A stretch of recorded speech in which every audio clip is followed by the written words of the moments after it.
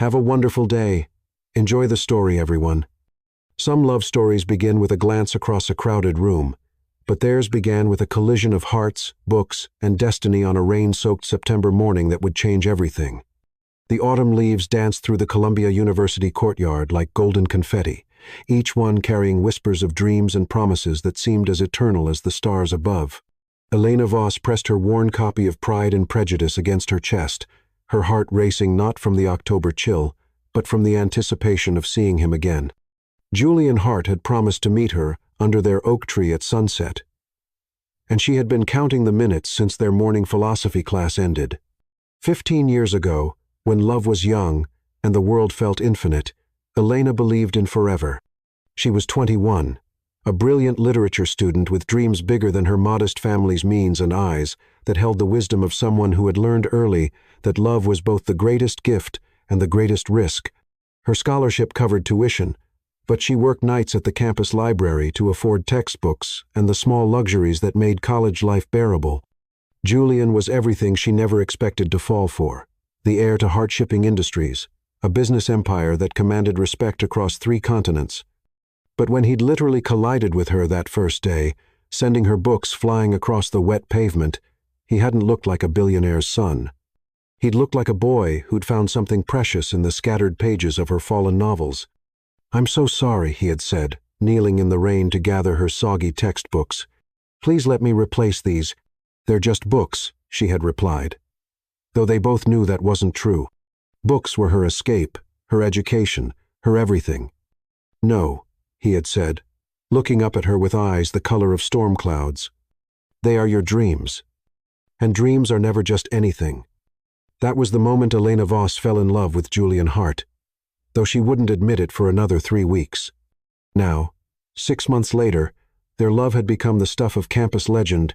They were inseparable, studying together in the library until closing time, sharing late-night conversations about everything and nothing, dreaming of a future that felt as solid as the ground beneath their feet. Julian would surprise her with handwritten poetry tucked between the pages of her textbooks, each poem more beautiful than the last. She would read to him for hours under their oak tree, her voice bringing classic literature to life in ways that made his business classes seem utterly meaningless. "You make words come alive," he would tell her, his head in her lap as she read aloud from Jane Austen or Emily Dickinson. "You make everything come alive." Their favorite spot was the university rooftop, accessible only through a maintenance door that Julian had somehow procured a key for. It was their secret sanctuary, where they would spread blankets and count stars, making plans for a future that seemed as infinite as the night sky above. "When we graduate," Julian would say, his fingers intertwined with hers, "I want to travel with you, show you Paris, London, Tokyo, not because I can afford it, but because I want to see the world through your eyes. And I want to teach." Elena would reply, her head on his shoulder, "Maybe write a novel someday, something about love that conquers all." "You already are," he would whisper, pressing a kiss to her temple. "You're writing it with me." But their love story wasn't just about romantic moonlight and whispered promises. It was built on deeper foundations, shared values, mutual respect, and an understanding that transcended their different backgrounds. Julian never flaunted his wealth, never made Elena feel lesser for her humble origins. Instead, he seemed to find strength in her resilience, inspiration in her determination. "You're going to change the world," he would tell her after she'd spent hours helping struggling students in the writing center. "You have this way of seeing the best in people, of making them believe in themselves." "We're going to change the world," she would correct him. Together, the night that would haunt them both for the next 15 years began like any other. It was late May, just weeks before graduation, and the campus was buzzing with excitement about finals, job interviews, and the future. Julian had been unusually quiet all day, and Elena sensed something was weighing on his mind. "Meet me on the rooftop tonight," he had said after their last class together. "There's something I need to tell you." As sunset painted the sky in shades of pink and gold, Elena climbed the familiar stairs to their sanctuary. Julian was already there, pacing nervously, his usually confident demeanor replaced by something that looked almost like fear. "I love you," he said the moment she appeared, the words tumbling out like a confession. "I love you more than I've ever loved anything in my life." "I love you too," she replied, confused by his urgency. "Julian, what's wrong?" He pulled a small velvet box from his pocket, and Elena's world tilted on its axis. Inside was the most beautiful ring she had ever seen, not ostentatious or flashy, but elegant and timeless, with a single diamond that caught the dying light like a captured star. "Marry me," he said, his voice breaking. "I know we're young. I know we're still in school, but I can't imagine my life without you." "I don't want to imagine it." Tears streamed down Elena's face as she nodded, unable to speak. The ring fit perfectly, and as Julian slipped it onto her finger, he pulled out something else, a simple silver bracelet engraved with words that would echo in her heart for years to come.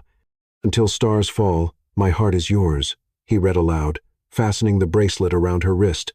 "This is my promise to you, Elena. No matter what happens, no matter where life takes us, my heart will always be yours."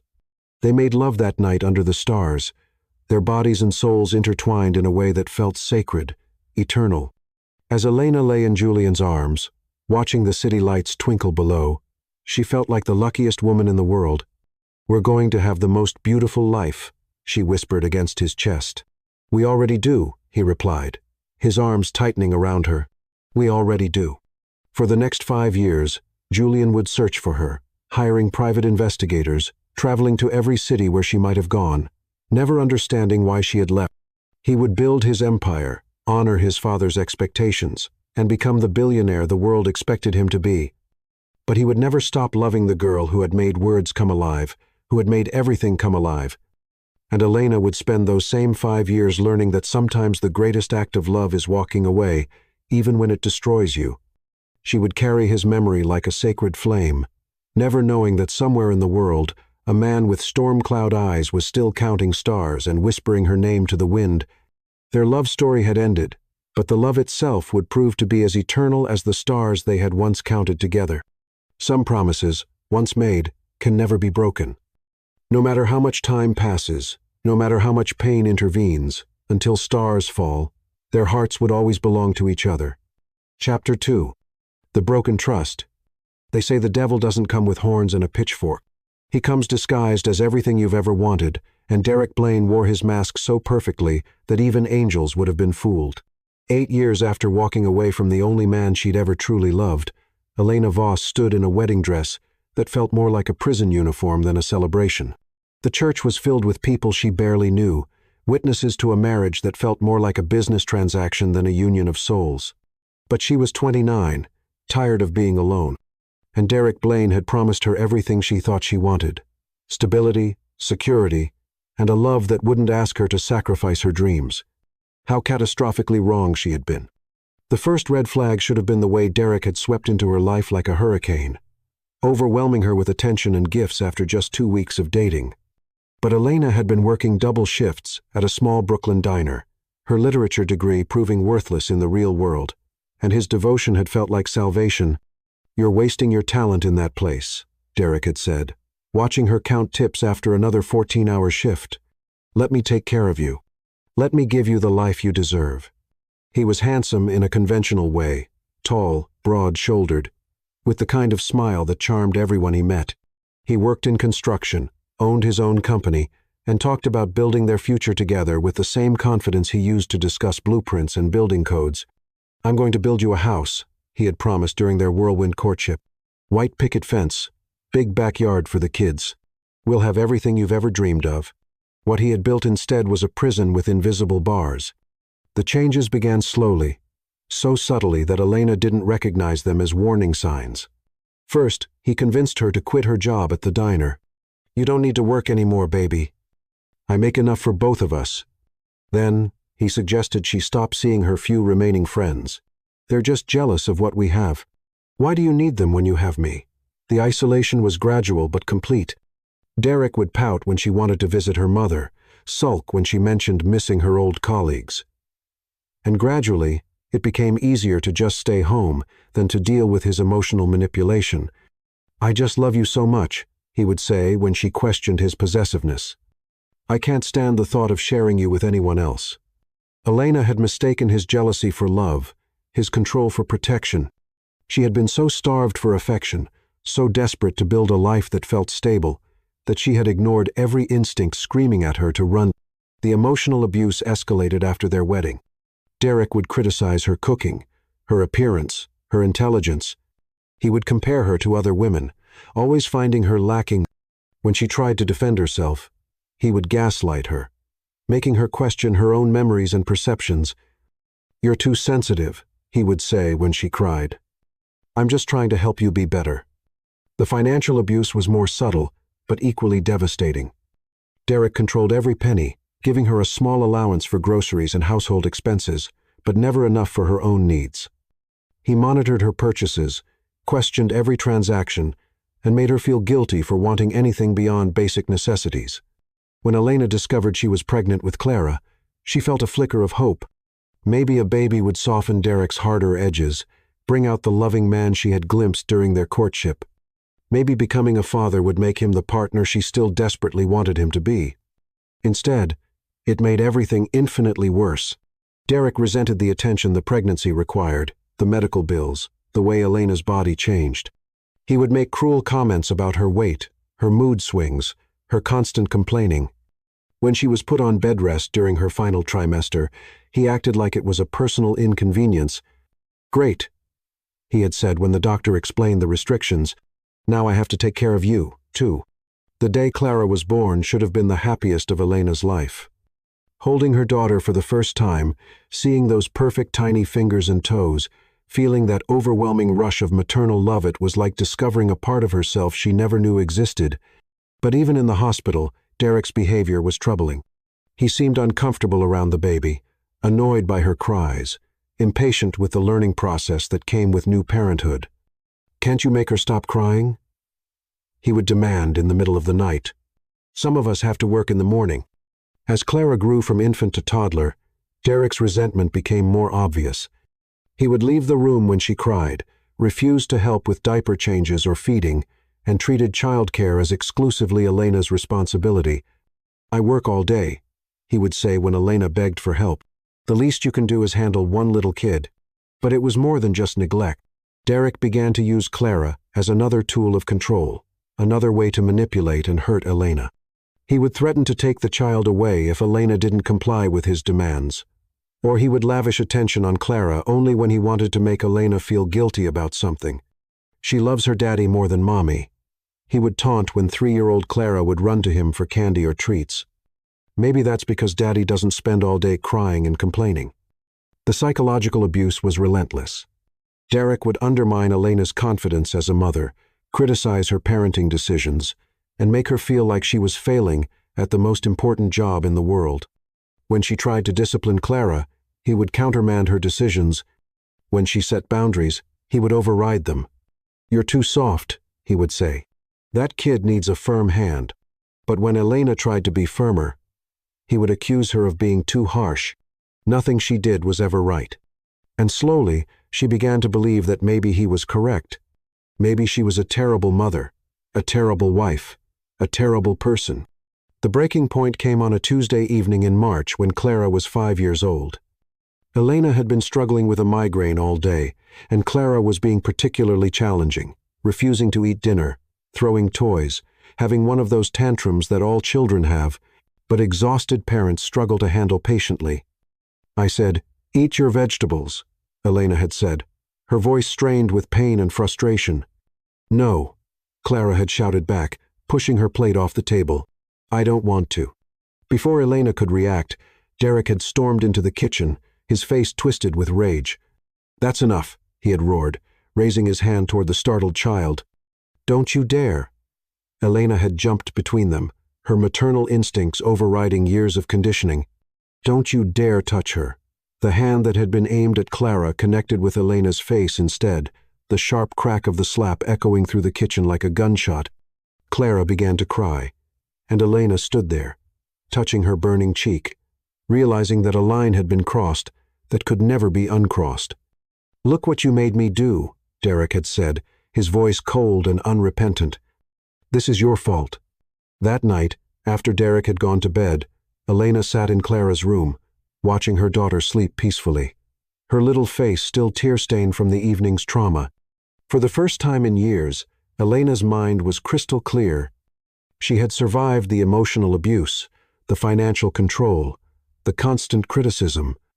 She had endured years of having her spirit slowly crushed, her confidence systematically destroyed. But she would not, could not, allow her daughter to grow up thinking that this was what love looked like. "I'm going to get us out of here," she whispered to her sleeping child. "You promise, baby. Mama's going to make this right." The next morning, while Derek was at work, Elena packed 2 suitcases with their essentials. She had saved a small amount of money over the years, hiding it in a coffee can in the back of the pantry. It wasn't much, but it was enough to buy them a few days in a motel while she figured out their next steps. When Derek came home to find them gone, he became dangerous. He called constantly, showed up at her temporary workplace, threatened to take Clara away if she didn't come home. He hired lawyers, filed custody papers, and made her life a living hell. But the worst betrayal came from her own family. Elena's mother, Beatrice, had never approved of her daughter's choices. When Elena arrived at her childhood home with Clara and their suitcases, begging for temporary shelter, Beatrice's response was cold and judgmental. "You made your bed. Now lie in it," her mother had said, arms crossed, standing in the doorway like a sentinel. "Marriage is work, Elena. You can't just run away when things get difficult." "He hit me, Mom," Elena had said, her voice breaking. "He was going to hit Clara." "Men get frustrated sometimes," Beatrice had replied, her voice devoid of sympathy. "Maybe if you were a better wife, a better mother, he wouldn't have to discipline you." The door had slammed in their faces, leaving Elena and 5-year-old Clara standing on the porch with nowhere to go. It was the moment Elena realized that she truly was alone in the world, that she could count on no one but herself to protect her daughter. That night in a homeless shelter, Elena held her sleeping daughter close and made a vow that would sustain her through the darkest years ahead. "I will never let anyone hurt you," she whispered into Clara's soft hair. "I will work every day, fight every battle, sacrifice everything I have to make sure you grow up knowing what real love looks like. You will never accept less than you deserve because you'll know what you deserve." Miles away, in a penthouse apartment he had purchased in hopes of one day sharing it with a woman who had vanished from his life, Julian Hart stood at his window, looking out at the city lights. He had become everything the world expected him to be: successful, wealthy, powerful. But he was also alone, carrying the memory of a love that had shaped him in ways he was only beginning to understand. He had no idea that the woman he still loved was fighting the battle of her life, that she was discovering strength she never knew she possessed, that she was learning the difference between love and manipulation, between protection and control. Both of them were being forged in fires that would either destroy them or make them strong enough to handle the love they had once shared. The broken trust of family, of marriage, of the world's promises was teaching them both what they truly valued, what they were willing to fight for, and what they deserved. The girl who had once believed in fairy tales was becoming a woman who would create her own happy ending, and the boy who had once promised her the world was becoming a man worthy of keeping that promise. Their paths would cross again, but first, they both had to learn who they were when everything else was stripped away. They had to become the people they were meant to be, not just for each other, but for themselves, and for the little girl who would teach them both that love wasn't just about romance, but about sacrifice, protection, and the courage to keep fighting, even when the whole world seemed against you. Chapter 3. The strength of a mother's love. They say diamonds are formed under pressure, but Elena Voss learned that mothers are forged in fire, and she was about to become the most precious gem the world had ever seen. 5 years after walking away from the nightmare that was Derek Blaine, Elena stood in the bathroom of their tiny Brooklyn apartment at 447 A.M., splashing cold water on her face and trying to summon the energy for another day. Her reflection looked back at her with tired eyes. But there was something else there, too. A strength that hadn't existed during her marriage. A fierce determination that had been born the moment she chose her daughter over her own comfort. The apartment was small, just 2 bedrooms on the 3rd floor of a building that had seen better days. But it was theirs, paid for with money she had earned, through sheer determination and countless hours of work. The walls were painted in cheerful yellow, Clara's favorite color, and covered with her daughter's artwork, library books, and photographs of their small but mighty family of two. "Mama," Clara's sleepy voice called from the bedroom they shared. At 8 years old, she was already showing signs of her mother's intelligence and resilience, but she was still young enough to need comfort in the early morning hours. "I'm here, baby," Elena whispered, padding softly to the bed where her daughter was rubbing her eyes. "Mama has to go to work, but Mrs. Rodriguez will walk you to school, remember?" Clara nodded, wrapping her arms around Elena's neck. "Will you be at the restaurant when I get home?" "I'll be there," Elena promised, breathing in the sweet scent of her daughter's hair. "We'll do homework together, and maybe Sylvia will let you help make cookies for the dessert special." These moments were what kept Elena going through the exhaustion, the worry, the constant financial pressure. Clara was her North Star, her reason for getting up every morning and pushing through another day. Everything she did was for this little girl who had inherited her mother's love of books and determination, but thankfully none of Derek's cruelty. Elena worked 3 jobs to make ends meet, a schedule that would have broken most people, but had become her normal. From 5 o'clock m. to 2 o'clock p.m. She cleaned offices in Manhattan, taking the subway before dawn and scrubbing floors, emptying trash, and sanitizing bathrooms for companies that never saw her face. The work was hard on her body, but it was honest, and it paid enough to cover rent and utilities. From 3 o'clock p.m. to 11 o'clock p.m. she waitressed at Sylvia's Kitchen, a small restaurant in their neighborhood that had become their sanctuary. Sylvia Thorne, the owner, was a 60-year-old woman with silver hair and a grandmother's heart who had taken one look at Elena and Clara 5 years ago and decided they were family. "You remind me of myself at your age," Sylvia had said during Elena's interview, watching how carefully she handled the dishes, how she smiled at customers, despite the exhaustion evident in her eyes. "Single mother, no family support, just trying to make it day by day. You're hired, and your daughter is welcome here any time." The restaurant had become their second home. Clara would come there after school, doing homework at a corner booth while Elena worked, charming the regular customers with her bright smile and precocious conversation. The kitchen staff spoiled her with special treats, and Sylvia treated her like the granddaughter she'd never had. After her shift at the restaurant, Elena would come home and work on freelance writing projects until 2 or 3 o'clock a.m. She wrote product descriptions for online retailers, blog posts for small businesses, and occasionally, when she was very lucky, she would get to ghostwrite romance novels for authors who had the platform, but not the time.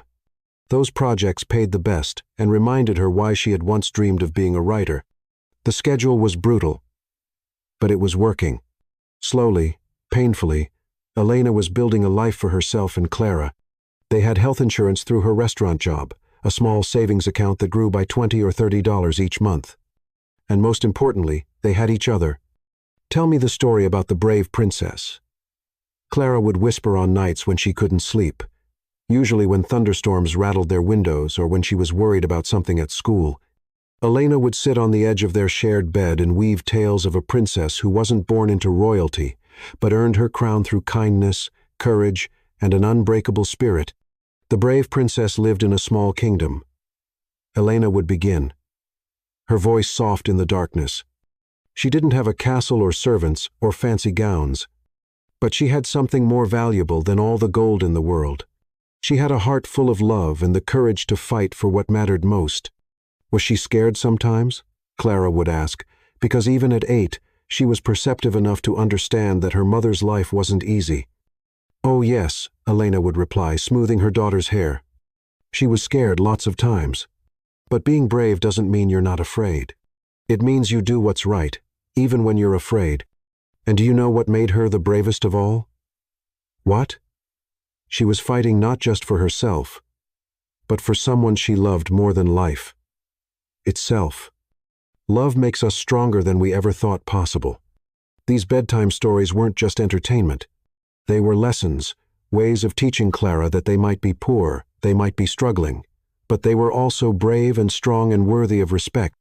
Elena was determined that her daughter would grow up knowing her own worth, understanding that love should never hurt, and believing that she could accomplish anything she set her mind to. The challenges were constant. There were nights when Elena would sit at their tiny kitchen table, surrounded by bills, trying to figure out how to stretch their grocery budget until the next paycheck. There were mornings when she would wake up with a fever or a migraine, but still drag herself to work because they couldn't afford for her to miss a day. There were parent-teacher conferences where she felt inadequate compared to the other mothers with their perfect clothes and stay-at-home schedules. But there were also moments of pure joy that made every struggle worthwhile, like the day Clara won the school reading contest and ran into the restaurant shouting, "Mama, I won! I won!" like she had just conquered the world. Or the evening when Elena found a note in her jacket pocket that read, "I love you more than all the stars in the sky. Thank you for taking care of me. Love, Clara," written in her daughter's careful 8-year-old handwriting. "Where did you learn to write such beautiful words?" Elena had asked. Tears streaming down her face. "From you," Clara had replied simply. "You're the best writer in the whole world." The hardest part wasn't the work or the money or the constant exhaustion. The hardest part was the loneliness. Elena hadn't dated since leaving Derek, hadn't even been tempted to. The idea of trusting another man, of letting someone into their carefully constructed world, seemed impossible. "Don't you want to fall in love again?" Sylvia would ask sometimes, watching Elena turn down yet another customer who had asked for her phone number. "I had my chance at love," Elena would reply, unconsciously touching the spot on her wrist where Julian's bracelet had once rested. "I gave my heart to someone who deserved it, and then it was destroyed by someone who didn't. I won't make that mistake again." "But honey," Sylvia would say gently, "not all men are like Derek. There are good ones out there. Men who would treat you and Clara like the treasures you are." Elena would just shake her head. "I can't risk it. What if I choose wrong again? What if I bring someone into our life who hurts her? I'd rather be alone than take that chance." What Elena didn't know was that she wasn't as alone as she thought. Every day, in boardrooms and business meetings across the city, a man with storm cloud eyes would pause sometimes and wonder what had happened to the girl who used to read to him under the oak tree. Julian Hart had become everything the world expected him to be. Successful, wealthy, powerful, but he carried an emptiness that all his achievements couldn't fill. He had never married, never even come close. He told himself it was because he was too busy building his empire, too focused on his goals to settle down. But the truth was simpler and more painful. He was still in love with a woman who had vanished from his life 15 years ago, and no one else had ever made him feel even a fraction of what she had. His penthouse apartment was beautiful, but sterile, filled with expensive art and furniture, but lacking the warmth that comes from being truly lived in. He worked long hours, traveled constantly, and threw himself into his business with the kind of intensity that worried his friends and concerned his employees. "You need to find someone," his assistant Nadia would tell him sometimes. "You're successful, you're handsome, you're rich. Women would line up for a chance to date you." "I'm not looking for someone," Julian would reply, his attention seemingly focused on the reports on his desk. "I'm fine on my own." But he wasn't fine. He was existing, not living. He had everything money could buy, and nothing that money couldn't. He had achieved his father's dreams, but abandoned his own. And late at night, when the city was quiet and he was alone with his thoughts, he would stand at his window and remember what it felt like to be truly happy, truly alive, truly loved. Neither of them knew that they were living parallel lives just miles apart, both shaped by the same love, both carrying the same emptiness. Julian in his penthouse, Elena in her tiny apartment, both of them raising walls around their hearts for different reasons, but with the same result. They were protecting themselves from the very thing they both desperately needed. But love has a way of finding a path, even through the highest walls, even across the greatest distances. And sometimes the universe conspires to bring two people together, not when they're looking for love, but when they're finally ready to receive it. The little girl who called Elena Mama and brought sunshine into her darkest days was about to become the bridge between two broken hearts. Clara, with her innocent wisdom and boundless love, would soon play a role in a love story that had been paused for 15 years, waiting for the right moment to begin again. Because some love stories aren't about finding someone new. They're about finding your way back to the person you were always meant to be with when you're both finally strong enough to handle the love you share. And Elena Voss, who had learned to be strong enough to carry the world on her shoulders, was about to discover that she was also strong enough to love again. Not because she needed someone to complete her, but because she had finally become complete enough to share her wholeness with another soul. The brave princess in her bedtime stories was about to get her happy ending, and it would be more beautiful than any fairy tale she had ever imagined. Chapter 4. When Destiny Calls Your Name. Some moments are so powerful they split time into two distinct periods. Everything that came before and everything that comes after. And for Julian Hart, Thursday, the 15th of March, 7:43 p.m., would forever be the moment his life began again. The rain hammered against the windows of the black sedan as Julian Hart loosened his tie and rubbed his temples, trying to ease the tension that had been building all day. Another merger completed, another competitor absorbed into the Hart empire, another step toward the kind of success that should have made him feel victorious. Instead, he felt hollow, as if each achievement only emphasized the emptiness that had become his constant companion. "Sir," his driver, Victor, glanced at him in the rearview mirror. "Would you like me to take you home?" Julian looked out at the rain-soaked streets of Brooklyn, at the small shops and restaurants that lined the avenue like colorful beads on a string. This wasn't his neighborhood. He lived in a penthouse on the Upper East Side, in a world of doormen, marble lobbies, and spaces so pristine they felt more like museums than homes. "Pull over," he said suddenly, surprising himself with the decision. "I'll walk from here." The rain hit him like a baptism as he stepped onto the sidewalk, soaking through his expensive suit within seconds. He should have felt miserable. Should have regretted the impulsive decision to abandon his warm, dry car. Instead, he felt more alive than he had in months. He walked without direction, letting the rain wash away the day's frustrations, the week's disappointments, the year's accumulated numbness. The neighborhood around him was vibrant despite the weather, people hurrying home from work, children splashing in puddles, the warm glow of family dinners visible through apartment windows. He turned a corner and found himself in front of a small restaurant with steamed windows and a hand-painted sign that read, "Sylvia's Kitchen." The warm light spilling onto the wet pavement looked like a beacon, and without thinking, he pushed open the door. The restaurant was cozy and crowded, filled with the kind of authentic atmosphere that no amount of money could buy. The walls were covered with local artwork, the tables were mismatched but clean, and the air was rich with the scent of home-cooked food and fresh bread. "Welcome to Sylvia's," called a cheerful voice from behind the counter. "Just grab any open table, honey. Someone will be right with you." Julian found a small table near the window and settled into the worn but comfortable chair. For the first time in months, he felt himself relax, felt the constant tension in his shoulders begin to ease. He was studying the menu when he heard a familiar laugh. His head snapped up, his heart suddenly racing because he knew that laugh. He had carried the memory of it for 15 years, had heard it in his dreams, had searched for it in every crowded room and busy street. She emerged from the kitchen carrying a tray of steaming plates, her dark hair pulled back in a neat ponytail. Her movements graceful despite the obvious fatigue in her shoulders.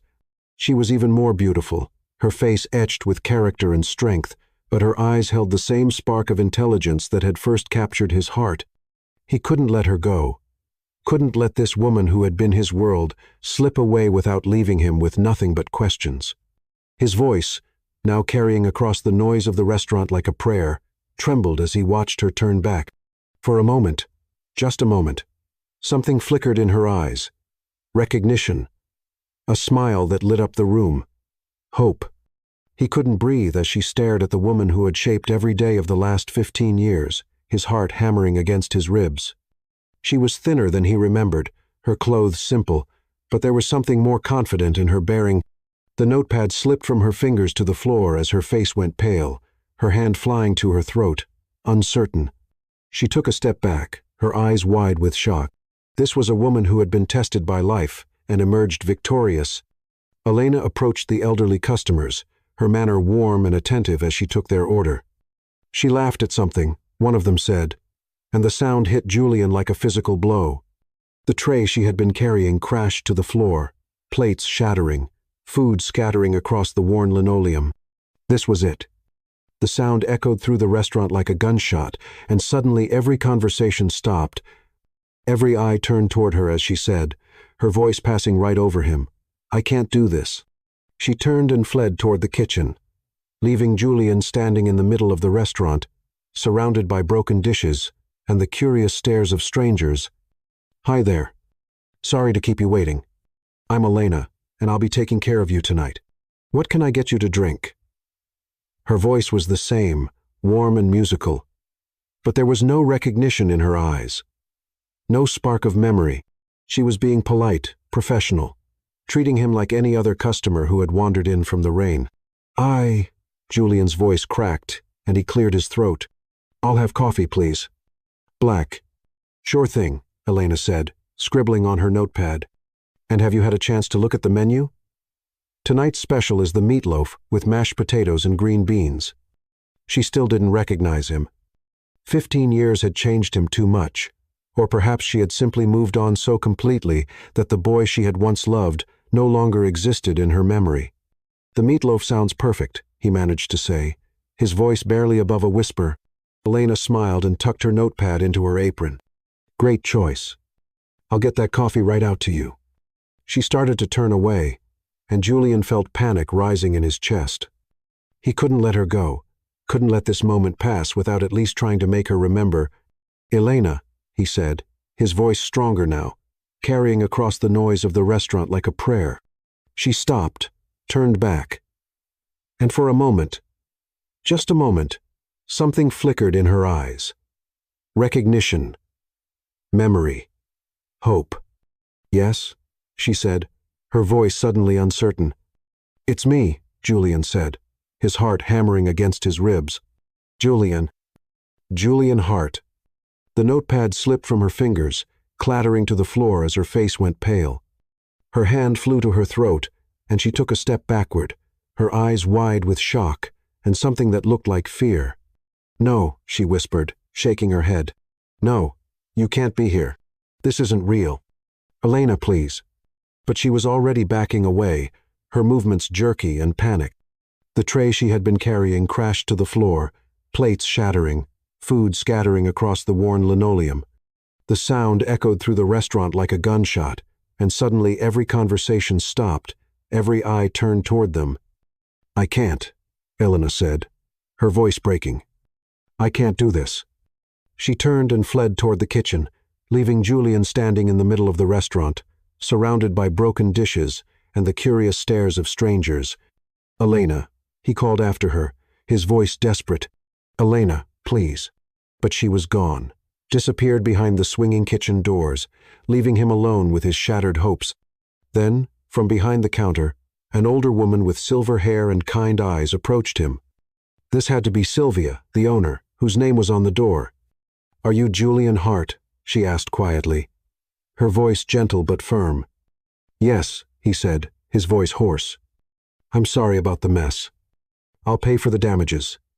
"Honey," Sylvia interrupted, placing a weathered hand on his arm. "You don't need to pay for anything, but you do need to understand something. That girl has been through hell, and she's built a good life here, a safe life. If you're going to be part of it, you need to be sure you're here for the right reasons." Julian looked toward the kitchen doors, hoping for another glimpse of the woman who had turned his world upside down. "I've been looking for her for 15 years. And now you found her," Sylvia said simply. "The question is, what are you going to do about it?" Before Julian could answer, the kitchen doors swung open again, and a little girl emerged, her dark hair in pigtails, her eyes bright with curiosity. She was beautiful, maybe 8 or 9 years old, with features that were unmistakably Elena's, but something else, too, a confidence, a spark that reminded him of someone else entirely. "Sylvia," the little girl said, her voice clear and sweet. "Mama's crying in the kitchen, and she won't tell me why. She just keeps saying, 'He's here. He's here,' over and over." Julian's heart stopped. This was Elena's daughter. This beautiful, bright child was part of the life that Elena had built without him. The little girl noticed him staring, and walked over with the fearless curiosity of childhood. "Are you the man who made my mama cry?" she asked, her head tilted to one side. I hope not," Julian said, kneeling down to her level. "I'm an old friend of your mother's. My name is Julian." "I'm Clara," the girl said, studying his face with startling intensity. "Are you the Julian? What do you mean?" Clara glanced around the restaurant, then leaned closer and whispered, "Mama has a picture of you in her jewelry box. She doesn't know I've seen it, but sometimes when she's really sad, she takes it out and looks at it. Are you the Julian who made her happy a long time ago?" The words hit Julian like a physical blow. She had kept a picture of him. After all these years, through marriage and motherhood, and whatever pain had put those shadows in her eyes, she had kept a piece of their love alive. "I hope so," he whispered back, his voice thick with emotion. Clara nodded solemnly, as if she were making an important decision. "Then you should probably go talk to her. She's been waiting a really long time for you to come back." "Clara, honey, come here," Sylvia called, her voice gentle but firm. "Let's give your mama a few minutes to collect herself." But Clara ignored her, reaching up to take Julian's hand with the trusting gesture of a child who had been raised to believe in love and happy endings. "She's scared," Clara said. "Mama's really brave, but she's scared of getting hurt again." "You won't hurt her, will you?" "Never," Julian said, and he meant it with every fiber of his being. "I would never hurt her." Clara smiled, and in that moment, Julian saw something that took his breath away. The shape of her eyes, the set of her jaw, the way she tilted her head when she was thinking. It was familiar because it was his own. This wasn't just Elena's daughter. This was their daughter. The realization hit him like a tsunami. Clara was his daughter. This beautiful, bright, perfect little girl was his child, and he had missed the first 8 years of her life.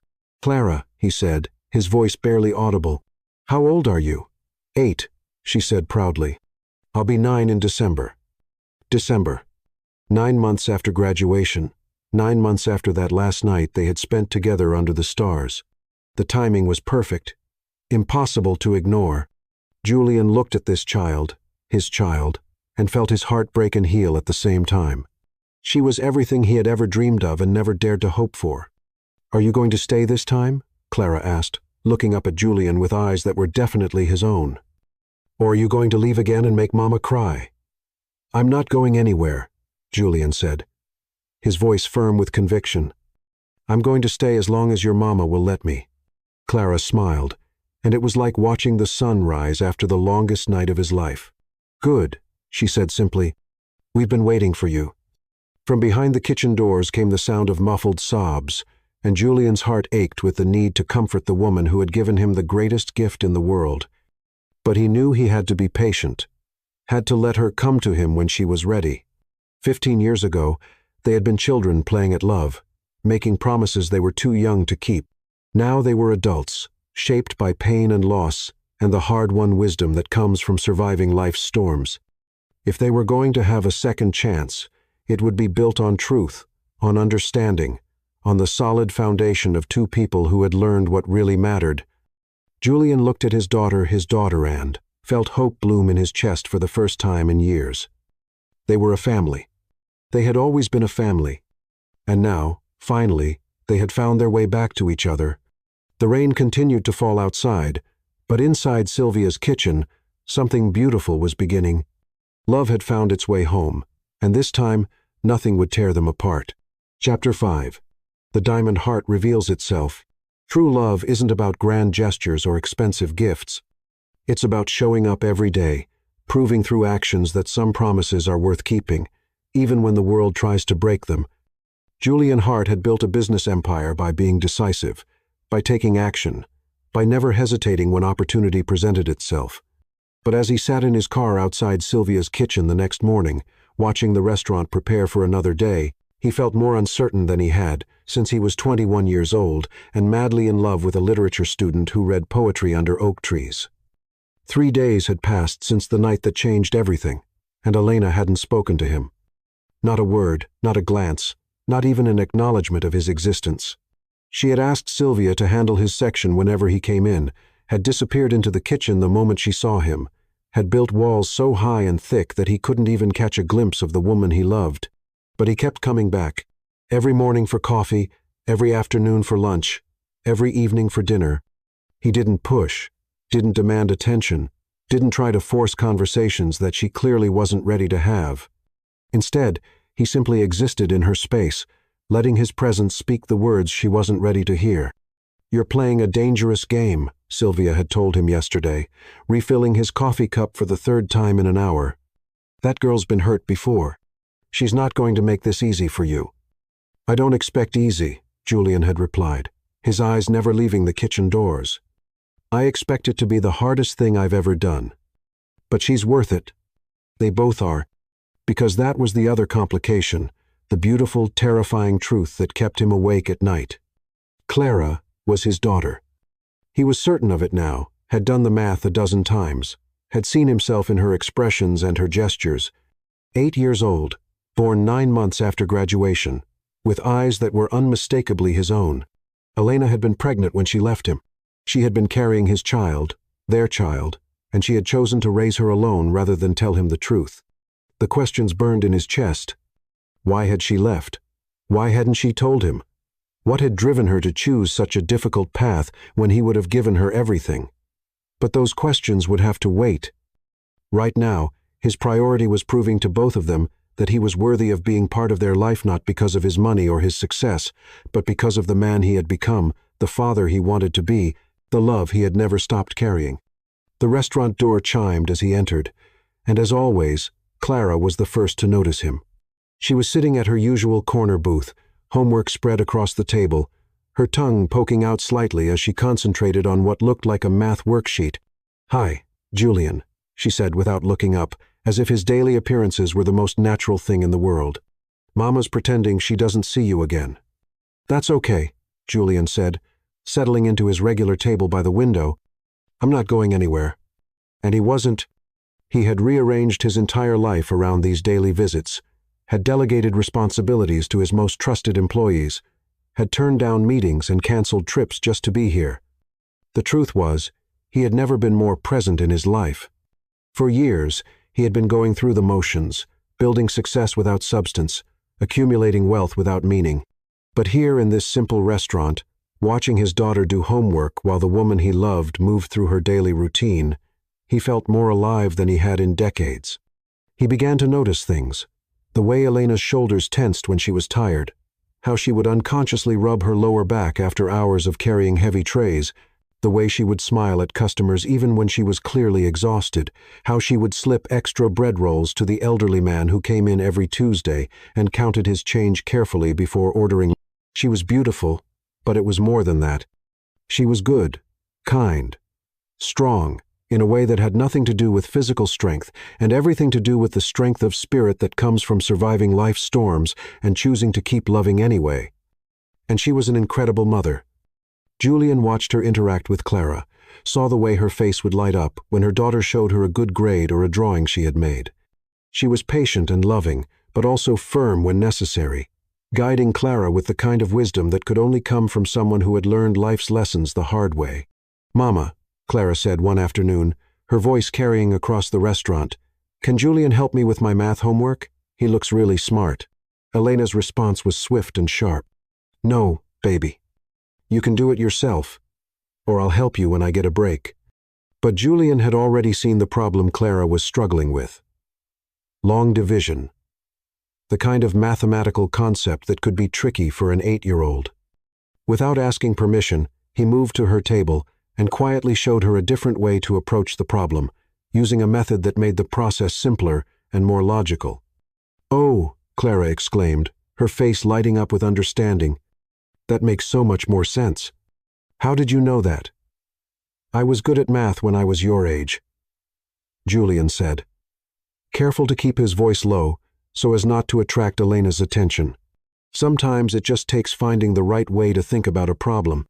From that day forward, Clara would subtly bring her homework to his table, and Julian would quietly help her when Elena wasn't looking. He never overstepped, never tried to replace her mother's authority, but he found himself treasuring these small moments of connection with the daughter he was just getting to know. It was during one of these homework sessions that he learned about Clara's love of art. She had been doodling in the margins of her notebook, creating intricate patterns and small drawings that showed remarkable creativity for a child her age. "These are beautiful," Julian said, genuinely impressed. "Do you like to draw?" Clara's face lit up. "I love to draw, but we don't have a lot of art supplies at home. Mama says maybe for my birthday, but that's not until December." That night, Julian visited 3 different art supply stores, carefully selecting the best materials for a young artist, not the most expensive, because he was learning that Elena's pride was fierce, and she wouldn't accept anything that looked like charity, but the best quality within reason: colored pencils, sketchbooks, watercolors, brushes, and a simple easel that could be folded and stored easily. He had the supplies delivered to the restaurant the next morning with a simple note. "For the artist, from a friend." When Clara discovered the supplies, her squeal of delight could be heard throughout the restaurant. She immediately began creating a masterpiece, her face glowing with the joy that only comes from receiving something you desperately want but never expected to have. Elena's reaction was different. She stood frozen in the kitchen doorway, staring at the art supplies, her face cycling through emotions too quickly to identify. Finally, she approached Julian's table, her steps measured and careful. "You can't do this," she said quietly, her voice barely audible above the restaurant's ambient noise. "Can't do what?" Julian asked, though he knew exactly what she meant. "You can't just buy her things. You can't just show up and start being part of her life. It's not fair to her." "What's not fair is that I've missed the first 8 years of her life," Julian said, his voice equally quiet but filled with an intensity that made Elena take a step back. "What's not fair is that I didn't know I had a daughter until 3 days ago." Elena's face went pale. "You don't know that she's proceeding. She's mine," Julian said simply. "I know it. You know it. And I think she knows it too. The question is, what are we going to do about it?" For a moment, Elena looked like she might say something, might finally have the conversation they needed to have. But then her walls went back up, her expression closed off, and she turned away. "We're not going to do anything," she said over her shoulder, "because there is no we." But Julian wasn't discouraged. If anything, her reaction confirmed what he had suspected. She was scared, not indifferent. Fear he could work with. Fear meant she still felt something, meant the love they had shared wasn't completely dead. He began to pay attention to the smaller details of their lives. When he noticed that Elena's work shoes were worn thin, causing her to wince with each step, he anonymously arranged for a beautiful, comfortable pair to be delivered to the restaurant with a note: "For the woman who's been walking through storms, you deserve to walk on clouds." When he observed that Clara's backpack was falling apart, held together with duct tape and hope, a new one appeared at her table the next day, not flashy or expensive looking, but sturdy and perfect for a young student. Each gesture was small, carefully chosen to meet a need without overwhelming them with his wealth. He wasn't trying to buy their love. He was trying to show them that love meant paying attention, noticing the details, caring about their comfort and happiness. The breakthrough came on a Thursday evening in late March. Julian was finishing his dinner when he heard raised voices from the kitchen. Through the service window, he could see Elena on the phone, her face pale and worried. "I understand that she's running a fever," Elena was saying, her voice tight with stress. "But I can't leave work right now. I'm the only server on tonight." Julian was out of his chair before she finished the sentence. He approached the kitchen, ignoring the surprised looks from the staff. "What's wrong?" he asked Sylvia, who was standing nearby with a concerned expression. "Clara's sick," Sylvia replied quietly. "She's at the after-school program, and they need someone to pick her up. But Elena can't leave. We're short-staffed, and the dinner rush is just starting." Julian didn't hesitate. "I'll go." "No," Elena said immediately, hanging up the phone. "Absolutely not. I'll figure something out." "She needs you," Julian said simply. "And I can help. Let me help." "You don't understand," Elena said, her voice breaking slightly. "She's my responsibility. She's all I have, and I can't let anything happen to her." "She's not all you have," Julian said, his voice gentle but firm. "And nothing is going to happen to her. I'll bring her to you, or I'll take her home, or I'll sit with her until you can get there. Whatever you need." For a moment, Elena looked like she might refuse, but then Sylvia stepped forward. Her voice kind but practical. "Honey, That little girl needs her mama. Let Julian help. You can trust him." The words, "You can trust him," seemed to echo in the kitchen, and Julian saw something shift in Elena's expression. Maybe it was exhaustion. Maybe it was the maternal instinct that overrode everything else. But finally, she nodded. 20 minutes later, Julian was kneeling beside a small bed in the nurse's office, gently stroking his daughter's fevered forehead as she slept fitfully. She looked so small and vulnerable, so much like the child he had imagined during all those years of wondering what might have been. "Daddy," Clara mumbled, her eyes fluttering open. "Is that you?" Julian's heart stopped. She had called him Daddy. This beautiful, sick little girl had called him Daddy, and it was the most wonderful and terrifying thing he had ever heard. "I'm here," he whispered, not correcting her, not wanting to break the spell of this moment. "I'm here, and I'm not going anywhere." Clara smiled sleepily and closed her eyes, her small hand reaching for his. "I knew you'd come," she said. "I told Mama you'd come back." As Julian sat there, holding his daughter's hand while she slept, he felt something inside him shift and settle. This was what he had been missing his whole life, not the success or the money or the recognition, but this simple, profound connection to another human being. When Elena burst through the door an hour later, her face wild with worry, she found Julian and Clara exactly where she had left them, his hand in hers, his voice soft as he read to her from a book someone had left in the nurse's office. "How is she?" Elena asked, her hand immediately going to Clara's forehead.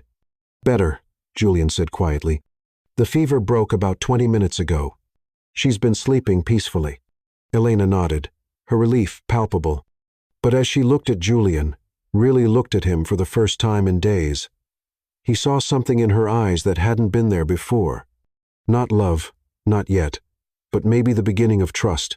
"Thank you," she said simply, "for being here, for taking care of her." "Thank you," Julian replied, his voice thick with emotion, "for letting me—" It was a small moment, barely more than a whisper of connection, but it was enough. It was a start. And as they sat together in the quiet nurse's office, watching their daughter sleep, Julian felt hope bloom in his chest for the first time in 15 years. The diamond heart that had been hidden behind walls of success and isolation was finally beginning to reveal itself, not through grand gestures or expensive gifts, but through the simple act of showing up, of being present, of proving that some kinds of love are worth waiting for, worth fighting for, worth everything. Chapter 6. When love faces the storm. Sometimes God whispers, and sometimes he shouts. But when he wants to show you what love really means, he sends you to the edge of losing everything that matters, and then reveals who will stand beside you in the darkness. The call came at 2:47 a.m.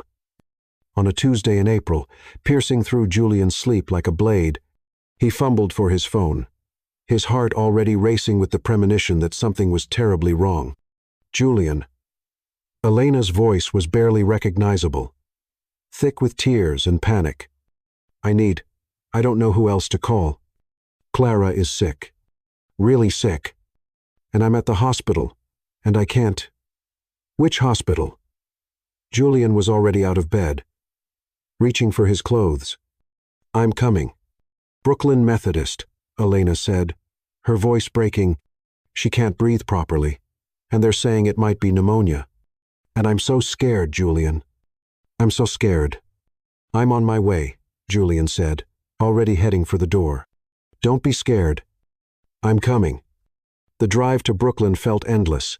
Even though Julian was breaking every speed limit, his hands gripping the steering wheel so tightly his knuckles were white, his mind racing through every worst-case scenario he could imagine.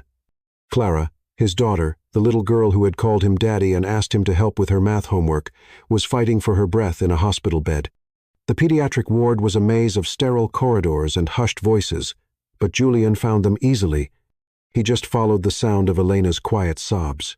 She was curled up in a plastic chair beside a hospital bed where Clara lay, connected to oxygen tubes and monitors, her small face pale and drawn. "Elena," Julian said softly, and she looked up with eyes that were red-rimmed and devastated.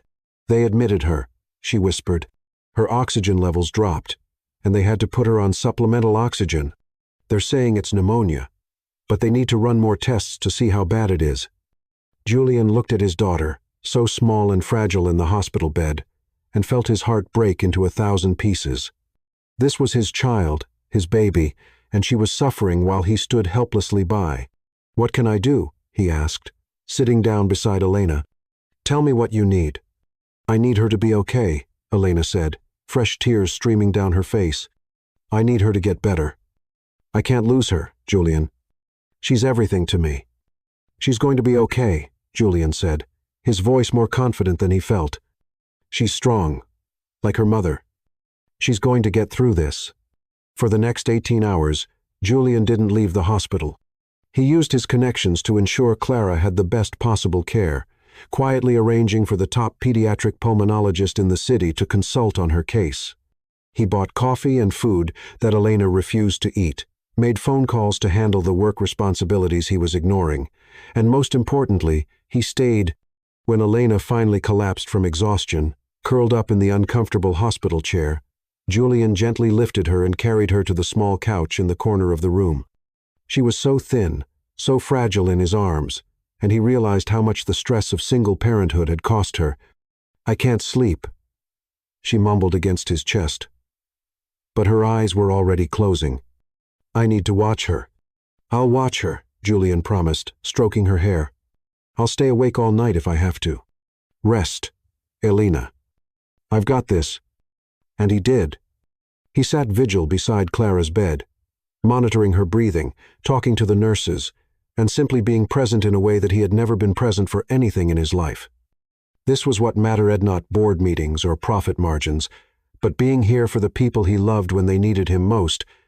When Clara's fever spiked at 3 a.m., Julian was the one who called the nurses, who held her hand as they administered medication, who sang softly to her until she fell back asleep.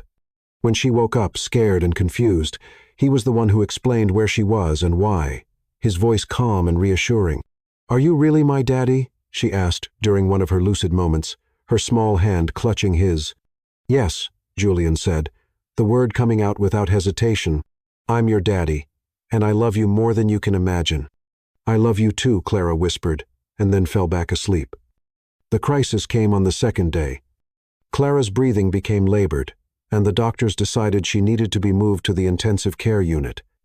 As they wheeled her bed down the hallway, Elena walking beside it with tears streaming down her face, Julian felt a desperation unlike anything he had ever experienced.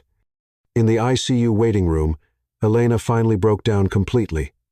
The stress, the fear, the exhaustion of the past 2 days crashed over her like a wave, and she collapsed into Julian's arms, sobbing with the kind of raw grief that comes from facing the possibility of losing everything that gives life meaning.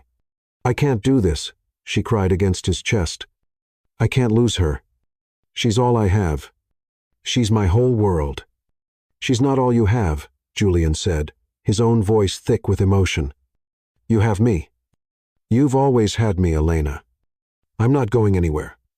"You don't understand," she said, pulling back to look at him with eyes that were wild, with fear and something else, something that looked like guilt. "This is my fault. I kept her from you. I robbed you of 8 years with your daughter because I was scared, because I was stupid, because I thought I was protecting everyone." "Why?" Julian asked, the question that had been burning in his chest for weeks finally finding voice. "Why did you leave? Why didn't you tell me about her?" Elena's face crumpled, and she sank back into the waiting room chair, her hands covering her face. "Because your family made it very clear that I wasn't good enough for you. Because your father threatened to disown you if you married me. Because my mother convinced me that I would only hold you back from your destiny." The words hit Julian like physical blows. "What are you talking about? Your father called me," Elena said, her voice muffled by her hands. "The night after you proposed, he offered me money to disappear, told me I was ruining your life, that you would grow to resent me for trapping you in a marriage beneath your station. And my mother, she agreed with him. She said I was being selfish, that if I really loved you, I would let you go." Julian felt rage building in his chest, hot and pure, directed at the people who had destroyed their happiness out of prejudice and fear. "And you believed them?" "I was 21 and pregnant and terrified," Elena said, finally looking up at him. "I found out about the baby the morning after I left. I took a pregnancy test in a gas station bathroom in Pennsylvania, and I realized that everything your father had said was true. I was going to trap you, tie you down with responsibilities you never asked for. Those responsibilities, Julian's voice was deadly quiet. You mean our daughter? The most beautiful, brilliant, amazing child in the world? I know that now, Elena said, tears streaming down her face. But then I was so young, so scared. I thought I was doing the right thing. I thought I was setting you free to become the man you were meant to be. The man I was meant to be, Julian repeated, his voice bitter. You want to know what kind of man I became without you? I became successful, wealthy, powerful, and completely empty. I spent 15 years building an empire and wondering what the point of it all was. I had everything money could buy and nothing that mattered. I'm sorry, Elena whispered.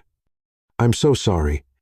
I'm not angry with you, Julian said, though that wasn't entirely true.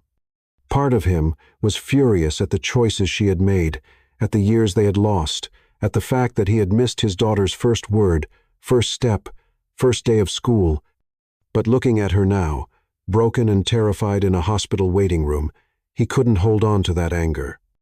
I'm angry at the people who made you feel like you had to choose between love and security. I'm angry at a world that made a 21-year-old girl feel like she had to face pregnancy alone. Before Elena could respond, a doctor appeared in the waiting room doorway. Miss Voss, I have news about Clara. They both stood, holding hands without realizing it, united in their fear and hope. The antibiotics are working, the doctor said with a smile. Her oxygen levels are improving, and her fever is down. She's going to be fine. We'll keep her another day or two for observation, but she's out of danger. Elena's knees buckled with relief, and Julian caught her, holding her as she sobbed with gratitude. Their daughter was going to be okay. Their little girl was going to come home. Can we see her? Julian asked, his own voice thick with emotion. Of course, the doctor said. She's been asking for her parents. Parents? The word hit Julian like a gift, like a benediction. He was a parent. He was Clara's father, and she was going to be okay, and they were going to figure out how to be a family. In the ICU room, Clara was awake and alert, her color much improved. When she saw them, her face lit up with a smile that was pure sunshine. Mama, Daddy, she said, reaching for both of them. I knew you'd both be here. I knew you wouldn't leave me. Never, Julian said, kissing her forehead. We're never leaving you. Are we going to be a real family now? Clara asked with the directness of childhood. Like in the movies? Elena looked at Julian, and he saw something in her eyes that he hadn't seen in 15 years. Hope, love, and the willingness to trust again. Yes, she said, her voice steady for the first time in days. We're going to be a real family. Good, Clara said, settling back into her pillows with satisfaction. I was getting tired of waiting for you two to figure it out. Julian laughed, the sound rusty from disuse, but genuine. How did we get so lucky to have such a smart daughter? She gets it from her mother, Elena said, and Julian heard forgiveness in her voice, acceptance, and maybe even love. She gets it from both of us, he corrected, and meant it. Later that evening, as Clara slept peacefully and the crisis had passed, Julian found himself alone with Elena in the hospital room. She was curled up in the chair beside their daughter's bed, looking more at peace than he had seen her since he had walked back into her life. I'm sorry, she said quietly, for everything, for leaving, for not telling you about her, for all the years we lost. I'm sorry too, Julian said, for not fighting harder to find you, for not being there when you needed me most, for letting other people's voices drown out what my heart was telling me. Where do we go from here? Elena asked, her voice uncertain but hopeful. Home, Julian said simply. We go home. All of us together. I don't have much to offer, Elena said. A tiny apartment, a job that barely pays the bills, a life that's pretty ordinary. You have everything I need, Julian said, reaching for her hand. You have love. You have strength. You have our daughter. You have the heart that I lost 15 years ago and never found again. And you? Elena asked. What do you have to offer? Julian smiled, thinking of his penthouse apartment, his business empire, his bank accounts that could buy anything except the things that really mattered. "I have the rest of my life," he said, "and I want to spend every day of it proving to you and Clara that some promises are worth keeping, that some love is worth waiting for, that some families are worth fighting for." As if she had heard him, Clara stirred in her sleep, a small smile crossing her face. She was going to be okay. They were all going to be okay. The storm had passed, and love had survived, stronger than ever. Julian looked at his family, his daughter, his soulmate, his second chance at everything, that mattered, and felt his heart expand with a joy so pure it was almost painful. They had found each other again, and this time, nothing would tear them apart. The diamond heart that had been hidden for so long was finally free to shine, and it was more beautiful than anyone could have imagined. Chapter 7. The Family That Chose Cruelty. Evil rarely announces itself with horns and pitchforks. It comes dressed in expensive suits and family names, speaking of tradition and propriety, while wielding hatred like a weapon dipped in respectability. The phone in Julian's penthouse rang at exactly 7:30 a.m. 3 days after Clara had been released from the hospital. He was in the kitchen making pancakes, something he had never done before but was learning because his daughter had mentioned she loved them shaped like stars, when his father's voice cut through the morning, peace like a blade. "Julian, we need to talk now." Harlan Hart had never been a man who asked for anything. He commanded, demanded, expected immediate compliance. For 36 years, Julian had danced to his father's tune, built his empire according to his father's vision, lived his life within the boundaries his father had drawn. But that was before Clara had called him daddy, before Elena had trusted him with her heart again, before he had understood what it meant to have something worth fighting for. "I'm busy, Dad," Julian said, carefully pouring batter into star shapes on the griddle. "Clara's coming over for breakfast, and I don't want to burn her pancakes." The silence on the other end of the line was arctic. "Clara? Are you referring to that woman's bastard child?" The words hit Julian like a physical blow, and he felt rage rise in his chest, hot and pure and protective. "Don't," he said, his voice deadly quiet. "Don't ever speak about my daughter that way again." "Your daughter?" Harlan's laugh was cold and mirthless. "Julian, you can't seriously believe that child is yours. This woman has obviously done her research, found out about your wealth, and is running the oldest con in the book." "She's mine," Julian said, his voice firm with conviction. "I've had DNA tests done.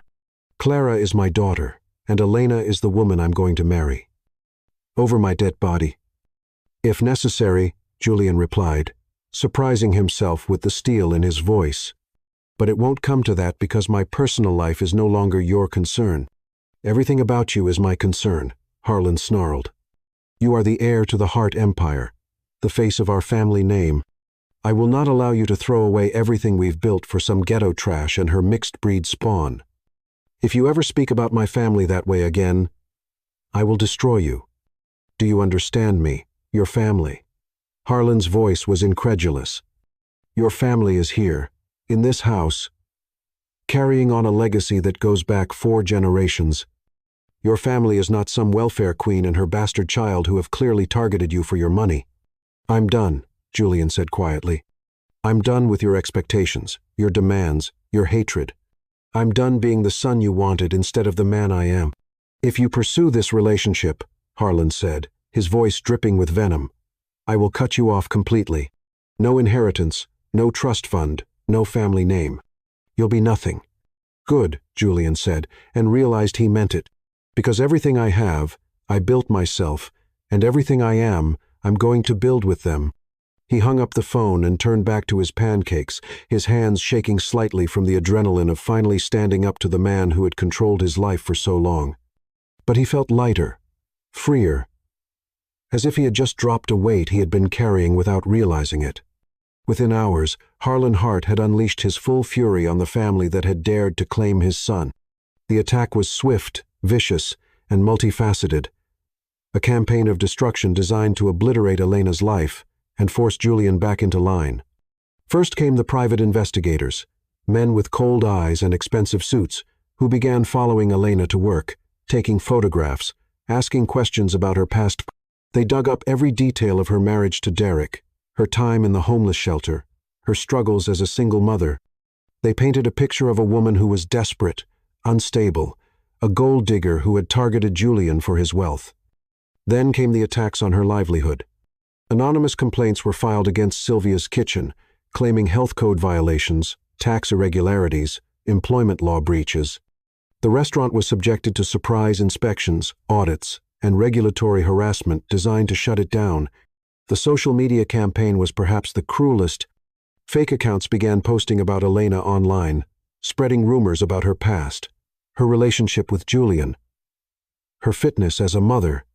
They called her a welfare queen, a woman who had trapped a rich man with a fake pregnancy. "They're saying I'm a prostitute," Elena said one evening, her voice hollow as she stared at her phone. "They're saying I sold my body to get pregnant with your baby." Julian felt sick with rage and helplessness. "I'll sue them. I'll destroy every single person who—" "You can't sue anonymous accounts," Elena said, her voice defeated. "And even if you could, it doesn't matter. The damage is done.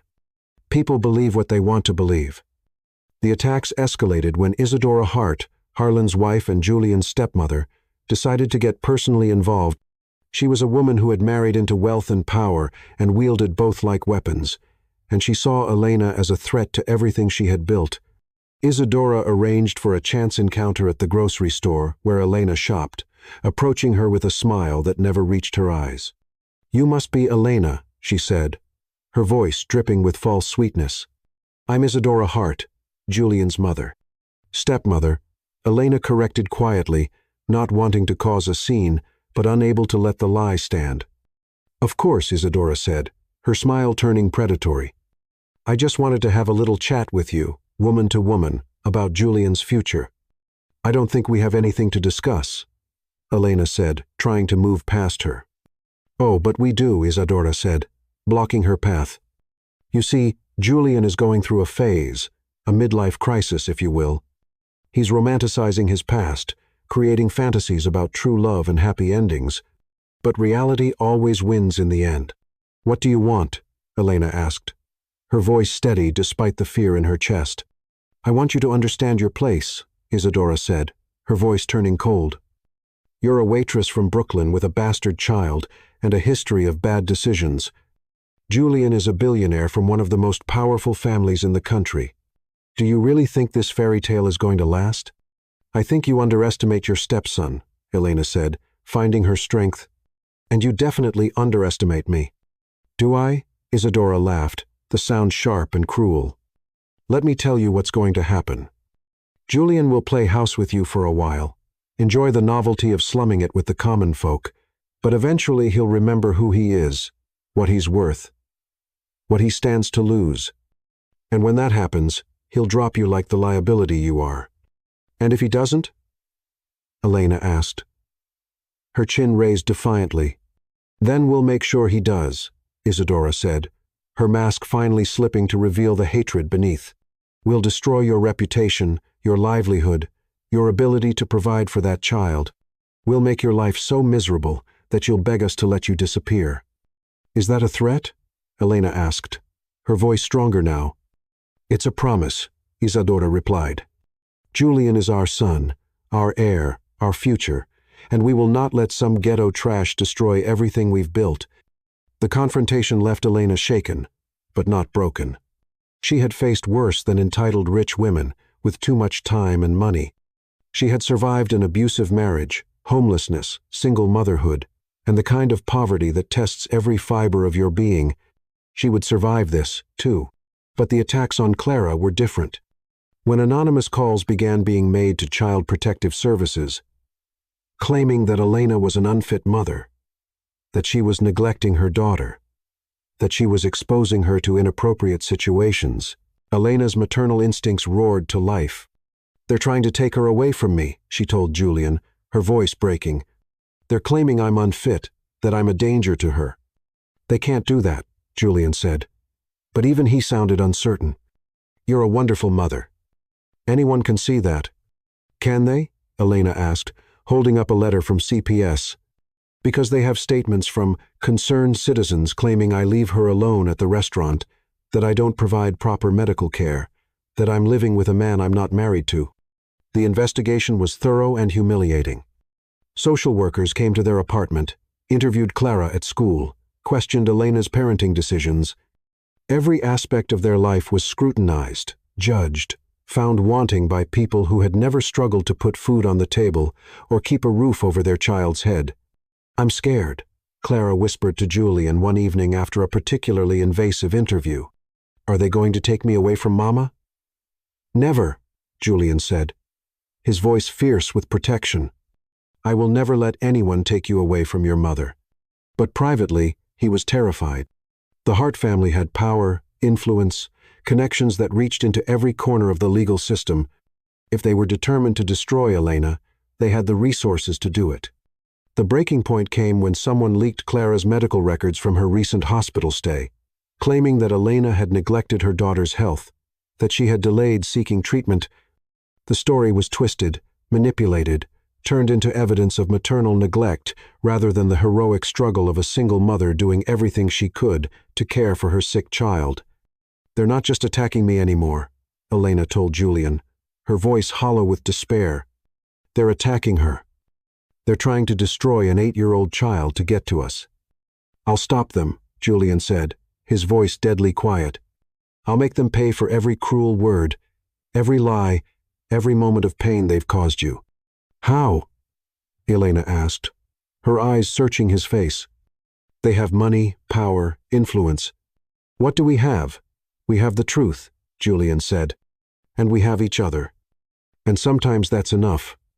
But that night, alone in his penthouse, Julian wondered if love really was enough to fight a family that had turned cruelty into an art form. He thought about his father's threats, his stepmother's promises, the systematic destruction of everything Elena had built. For the first time since finding her again, he wondered if maybe he should walk away. Maybe Elena and Clara would be safer without him, better off without the target that came with loving a heart. But then he remembered Clara calling him Daddy, remembered Elena trusting him with her heart again, remembered the promise he had made under the stars 15 years ago. "Until stars fall, my heart is yours." The stars hadn't fallen. His heart was still hers.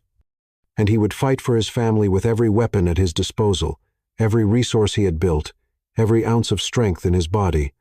The war was just beginning. But Julian Hart had finally found something worth fighting for.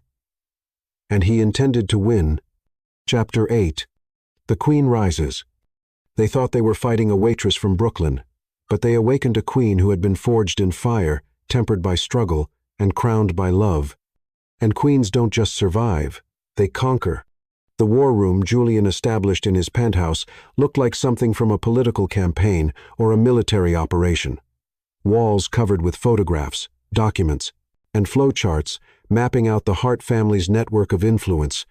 His most trusted advisors, lawyers, investigators, public relations specialists worked around the clock to counter every attack, expose every lie, and build a case so strong that even his father's money couldn't tear it down. But the most powerful weapon in their arsenal wasn't strategy or resources. It was the woman who sat at the center of it all, no longer hiding in the shadows, but standing in the light, ready to fight for her family. "I want to hold a press conference," Elena said on a Thursday morning, her voice steady and determined. "I want to tell our story, the real story, before they can twist it any further." Julian looked up from the legal documents he had been reviewing, his heart swelling with pride and love. This was the woman he had fallen in love with 15 years ago, but stronger now, refined by suffering into something magnificent. "Are you sure?" he asked, though he already knew the answer. "They'll attack you publicly, tear apart everything you say." "Let them," Elena said. Her chin raised defiantly. "I'm tired of hiding. I'm tired of being ashamed of my story. I survived an abusive marriage, homelessness, single motherhood, and poverty. I raised a brilliant, kind, beautiful daughter while working 3 jobs and never taking a penny of government assistance. I have nothing to be ashamed of." "You're right," Julian said, moving to stand beside her. "You're absolutely right, and I'll be right there with you." "No," Elena said, her voice gentle but firm. "This is my fight. These are my words to speak. You can support me, but you can't speak for me." The press conference was held at a neutral location, a hotel conference room that held no connection to either the Hart family or their enemies. The room was packed with reporters, cameras, and curious onlookers, all waiting to see what the woman at the center of the scandal would say. Elena entered the room wearing a simple black dress, her hair pulled back in an elegant chignon, her manner calm and composed. She looked like royalty, Julian thought, like a queen preparing to address her subjects. "My name is Elena Voss," she began, her voice clear and strong. "I am a mother, a daughter, a survivor, and a woman who has been in love with the same man for 15 years. I am here today to tell you the truth about my life, my choices, and my family." The room fell silent. Reporters leaning forward, cameras focusing on her face. 15 years ago, I was a 21-year-old college student who fell in love with a classmate named Julian Hart. Our love was real, pure, and powerful. We were engaged to be married, planning a future together, when his family made it clear that I was not acceptable to them.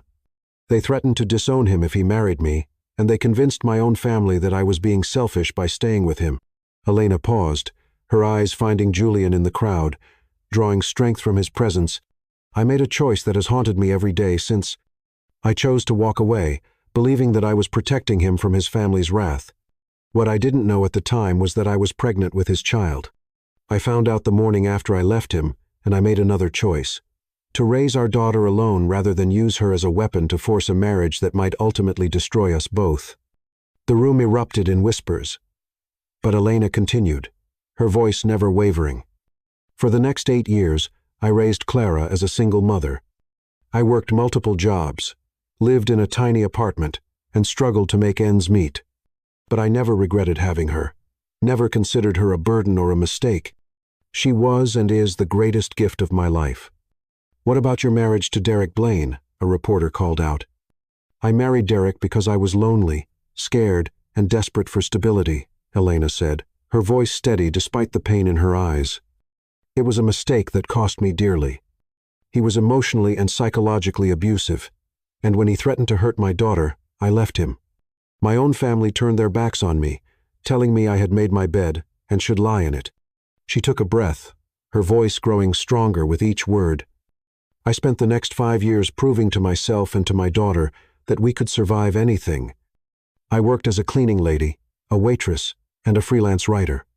I never took government assistance, never asked for help, never gave up.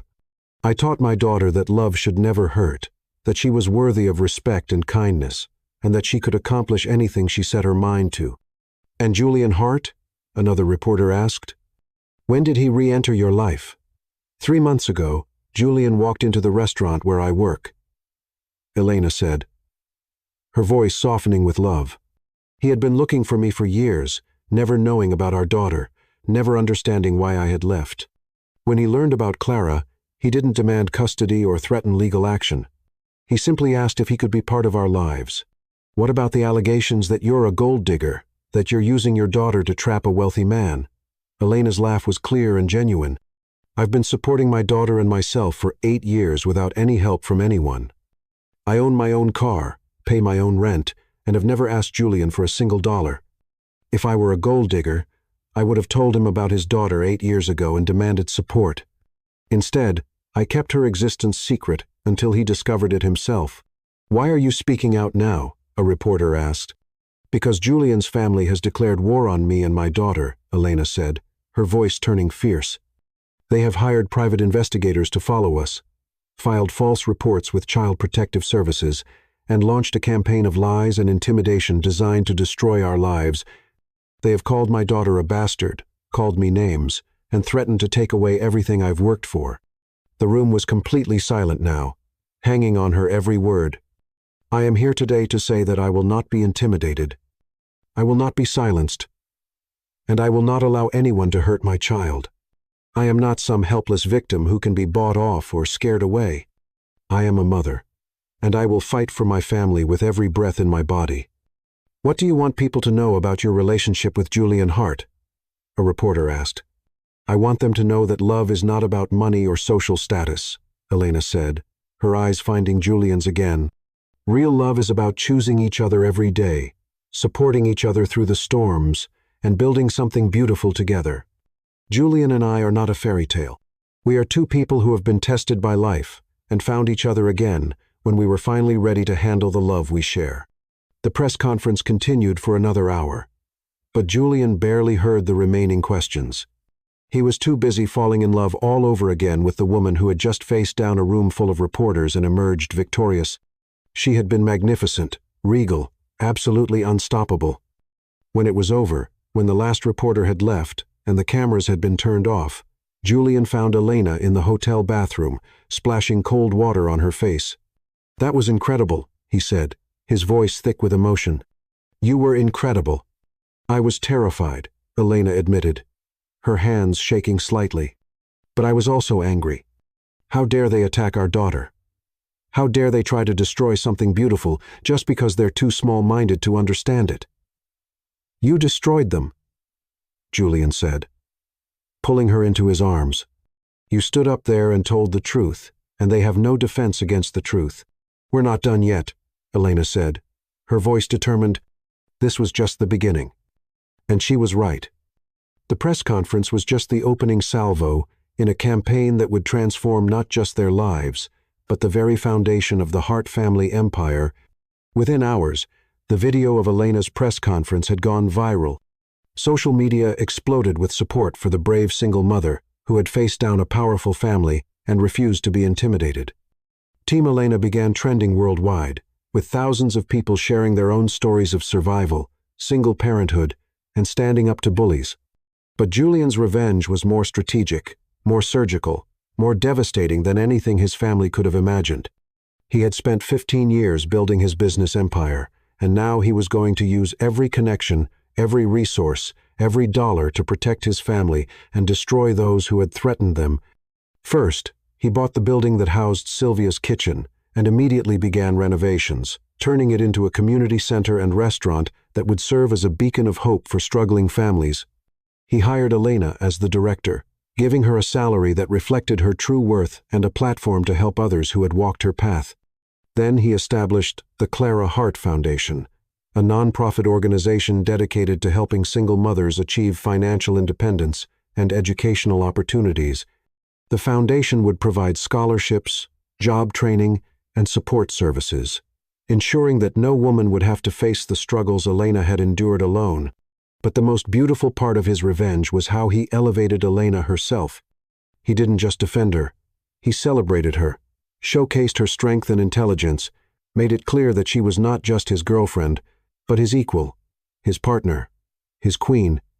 "Ladies and gentlemen," he said at the foundation's launch event, his voice carrying across the packed ballroom, "I want you to meet the most remarkable woman I have ever known. Elena Voss is not just the love of my life. She is a force of nature, a warrior, a queen who has turned every obstacle into a stepping stone and every setback into a comeback." The applause was thunderous, but Julian wasn't finished. "This woman worked 3 jobs to raise our daughter alone. She never took charity, never gave up, never let the world's cruelty make her cruel in return. She taught our daughter that love should never hurt, that she was worthy of respect, and that she could accomplish anything, and now she's going to teach the world." Elena stood beside him, radiant in a gown that cost more than she used to make in a month, but wearing it like she had been born to it, because she had been born to it, not to wealth, but to greatness, to the kind of nobility that comes from character rather than birthright. The war with his family continued, but now it was a different kind of battle. Every attack they launched was met with a counterattack that exposed their cruelty, their prejudice, their fundamental emptiness. Every lie they told was answered with truth that shone like a beacon. The turning point came when Isadora Hart made a fatal mistake.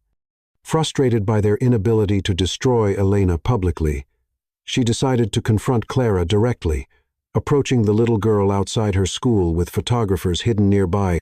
"Hello, dear," Isadora said, her voice syrupy sweet. "I'm your daddy's real mother. I want you to know that your mama is keeping you from your real family." But Clara was Elena's daughter, raised to be strong and smart and unafraid of bullies, no matter how expensively they were dressed.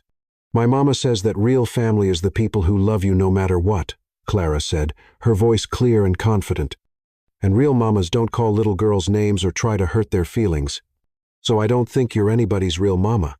The exchange was caught on camera, not by Isadora's photographers, but by a parent who had recognized the woman harassing a child. The video went viral within hours, showing the world exactly who they were dealing with. A wealthy woman so desperate to destroy a family that she would attack an 8-year-old child. The backlash was swift and devastating. Isadora was pilloried in the media, called out by child advocacy groups, and condemned by people across the political spectrum. The Hart family's reputation, built over generations, crumbled in the face of their own cruelty. That evening, when Julian knelt beside Clara in their living room, because Elena and Clara had moved in with him, not to his penthouse, but to a beautiful house in Brooklyn where they could be a real family. "I'm proud of you," he said, his voice thick with emotion. "You stood up to someone who was trying to hurt you and your mama, and you did it with grace and intelligence." "She was mean," Clara said simply, "but Mama always says that hurt people. So maybe she's just sad inside." "You're right," Julian said, marveling at his daughter's wisdom. "And do you know what that makes you? What?" "The best of both of us," Julian said, pulling her close. "You have your mama's kind heart and your daddy's strong will. You're going to change the world someday." "I already am," Clara said matter-of-factly. "Mama says, every time we choose love over fear, we make the world a little bit better." That night, as Julian and Elena tucked their daughter into bed in her new room, a room with walls covered in her artwork and shelves full of books, they stood together in the doorway, watching her sleep. "She's incredible," Julian whispered. "She's ours," Elena replied. And the word ours was like a prayer, a promise, a celebration all at once. The war with his family was essentially over. They had lost not just the battle for Julian's loyalty, but the war for public opinion, for moral authority, for the right to call themselves a family at all. Their cruelty had been exposed, their hatred laid bare, and they had been found wanting. But Julian's victory wasn't just about defeating his enemies. It was about elevating the people he loved. He had shown the world that Elena wasn't just worthy of respect, but deserving of admiration. He had proven that love could indeed conquer all, that families could be chosen as well as born, that sometimes the greatest strength comes from the greatest vulnerability. They had won not just the war with his family, but the war with their own fears, their own doubts, their own belief that maybe they weren't worthy of a love this deep and true and lasting. The queen had risen. The king had found his heart, and their princess was safe and loved, dreaming of a future as bright as the stars that had witnessed their first promise so many years ago. Some love stories end with a wedding, but theirs was just beginning. Because true love isn't about the moment you find each other. It's about choosing each other every day, building something beautiful together, and proving that some promises are indeed worth keeping forever. Chapter 9. The final storm before dawn. Sometimes the darkest storm comes just before the dawn, testing not just your strength, but your faith that morning will ever come. And sometimes the devil wears a familiar face, speaking words that once held power over your heart. The knock on the door came at 8:30 p.m. on a Tuesday evening in late May, interrupting the peaceful routine that had become Julian and Elena's new normal. Clara was at the kitchen table, finishing her homework, while Elena helped her with a science project about the solar system. Julian was reading legal documents in his study, but the sound of the doorbell made him look up with a frown. They weren't expecting anyone. Their circle of trust had become small and carefully guarded, consisting of Sylvia, a few close friends, and the staff who had proven their loyalty through the media storm. Random visitors were rare and usually unwelcome. "I'll get it," Julian said, walking toward the front door of their Brooklyn brownstone.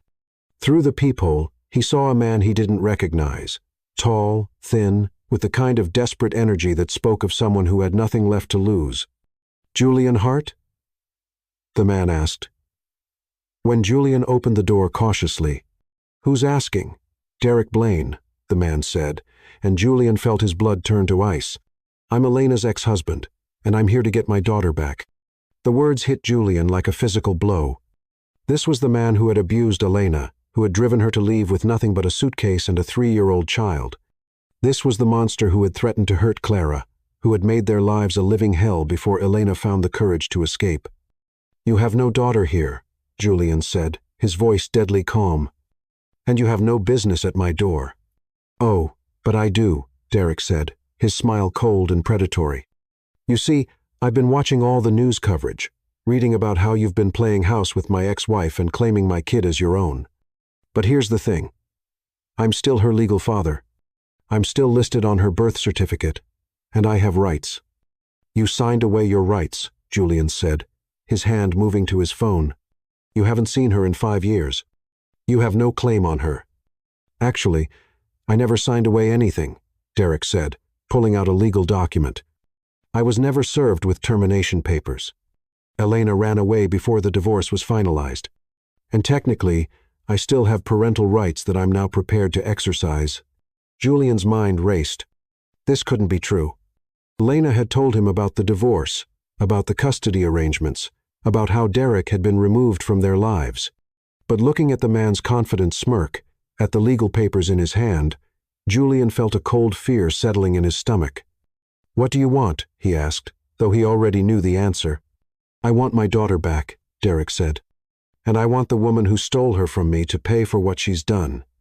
I've been watching her get rich and famous, living the high life. While I've been struggling to rebuild my life, it's time for some payback. Daddy? Clara's voice came from behind Julian, small and frightened. Julian turned to see his daughter standing in the hallway, her science project forgotten, her eyes wide with fear. Behind her stood Elena, her face pale as death, her hands shaking as she recognized the voice that had haunted her nightmares for years. Well, Derek said, pushing past Julian to enter the house. If it isn't my little girl. You've gotten so big, Clara. Do you remember your real daddy? Get out, Elena said, her voice barely above a whisper. Get out of my house. Your house? Derek laughed, the sound harsh and ugly. This isn't your house, sweetheart. This is Loverboy's house, and soon it won't matter because you're going to be in jail for kidnapping, and Clara is going to be coming home with me. I'm not going anywhere with you, Clara said, her voice trembling but determined. You're not my daddy. Julian is my daddy. Is that what they told you? Derek's voice turned cruel, and Julian saw the flash of anger that Elena had described, the rage that had made her fear for her daughter's safety. Well, let me tell you the truth, little girl. Your mother is a liar and a whore, and the man you think is your father is just her latest sugar daddy. Don't you dare speak to her like that, Julian said, stepping between Derek and Clara. Don't you dare use that language in front of her. I'll speak to my daughter however I want, Derek snarled. She's coming with me tonight, and there's nothing you can do to stop me. Over my dead body, Elena said, her voice stronger now, maternal instincts overriding her fear. I will not let you take her. I will not let you hurt her. You don't have a choice, Derek said, waving his legal papers. I've already filed for emergency custody. The court hearing is tomorrow morning, and I have a very good lawyer who's going to explain to the judge how you abducted my daughter and kept her from me for 5 years. Why now? Julian asked, his voice controlled despite the rage burning in his chest. Why are you doing this now? Because now she has something to lose, Derek said, his smile cruel and satisfied. Before, she was just a broke waitress with a kid. Nobody cared about her story. But now she's famous. She's got money. She's got a reputation. And I'm going to take it all away from her, piece by piece. You want money? Julian said, understanding flooding through him. This isn't about Clara at all. This is about money. Smartman, Derek said. I want $10 million, cash.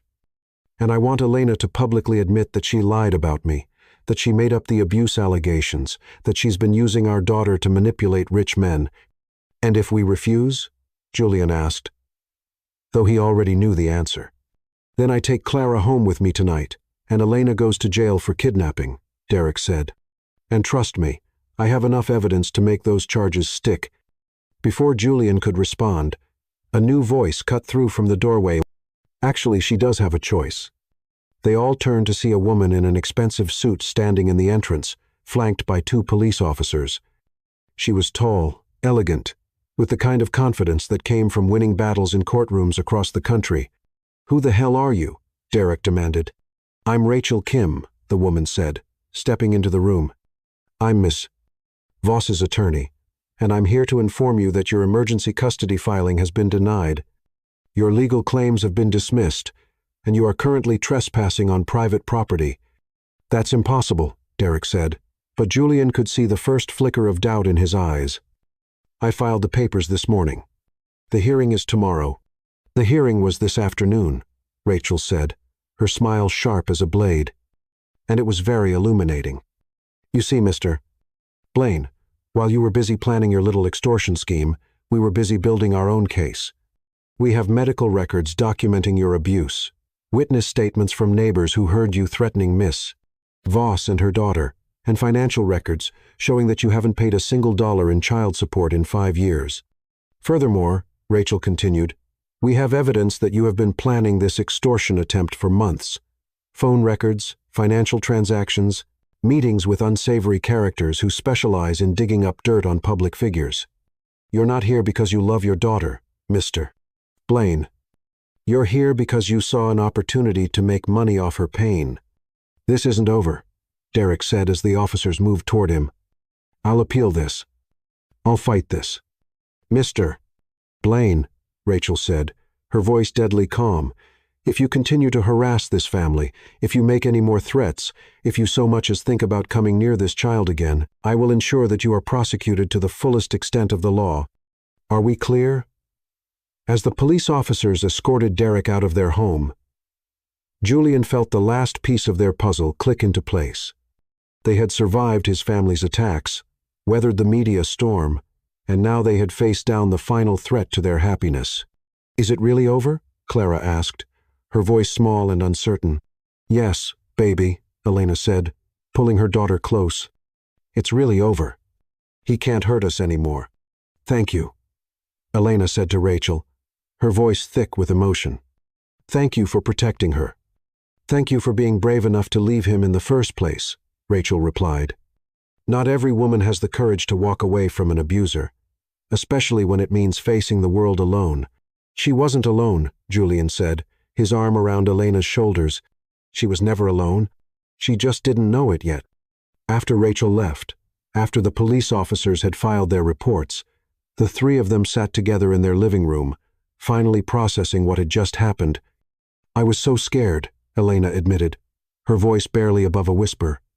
For a moment, I thought I might lose her. That was never going to happen, Julian said, his voice firm with conviction. We would never have let that happen. Are you sure? Clara asked, still cuddled between her parents on the couch. I'm sure, Julian said, kissing the top of her head. You're safe. You're loved, and you're home. That's all that matters. As they sat together in the quiet of their living room, Julian felt a peace settle over him that he had never experienced before. They had faced every storm, weathered every attack, survived every threat. They had proven that their love was stronger than fear, that their family was stronger than the forces trying to tear it apart. The final storm had passed, and the dawn was breaking.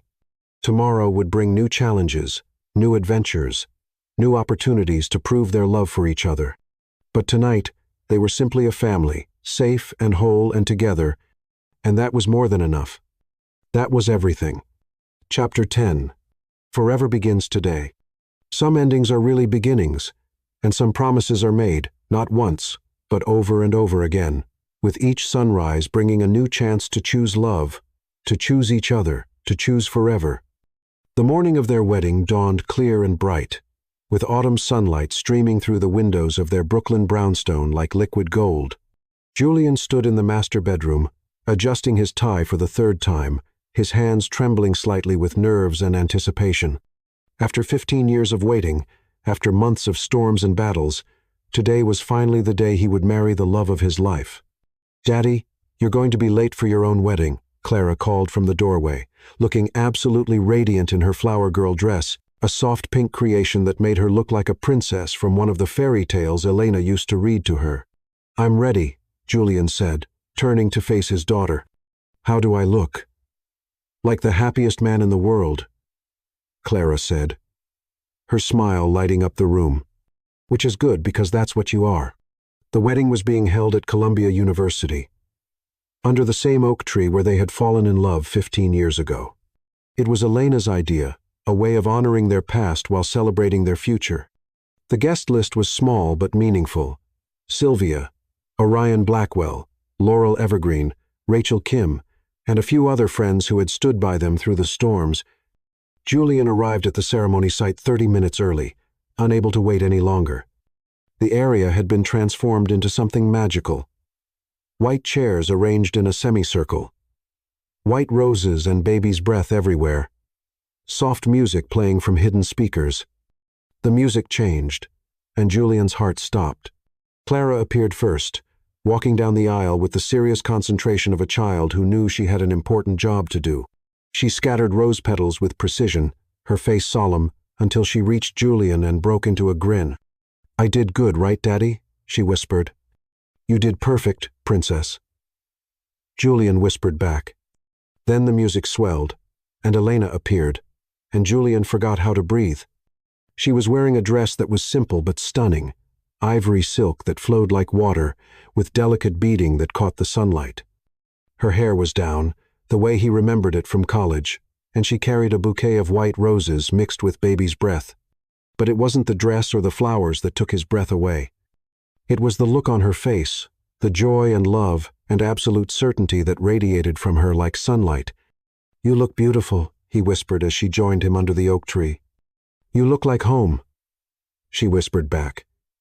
And he felt his heart expand. With so much love, he thought it might burst. The ceremony was officiated by a judge who had become a friend during their legal battles, a woman who understood the journey they had taken to reach this moment.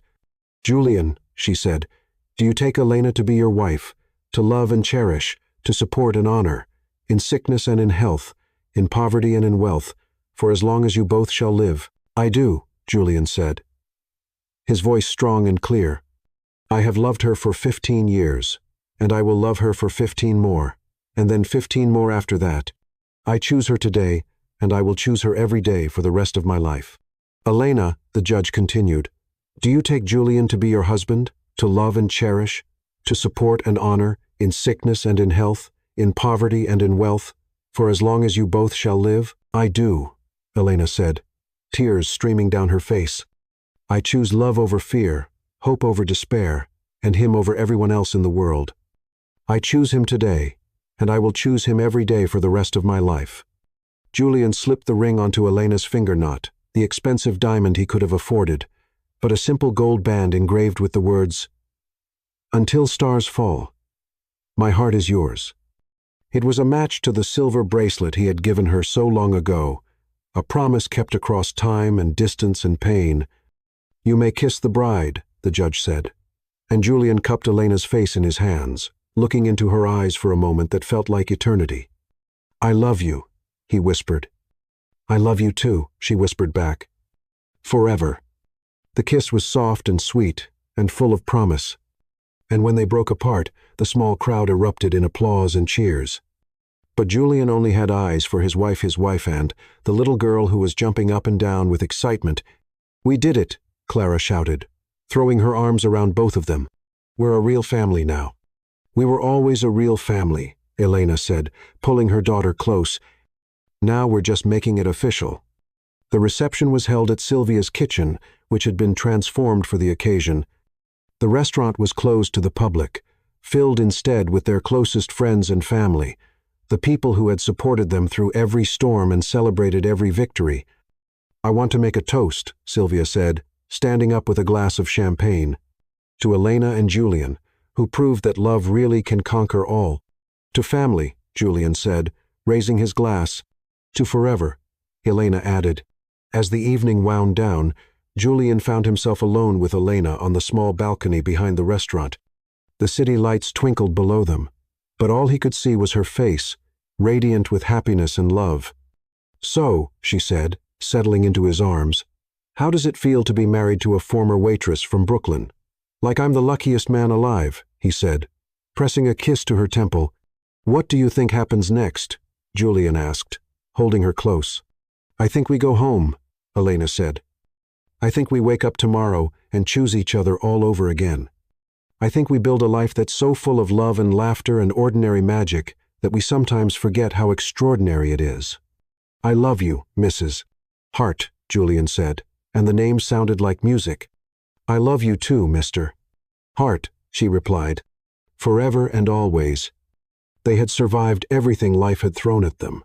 Separation, heartbreak, abuse, poverty, family opposition, media scrutiny, legal battles, and threats from the past.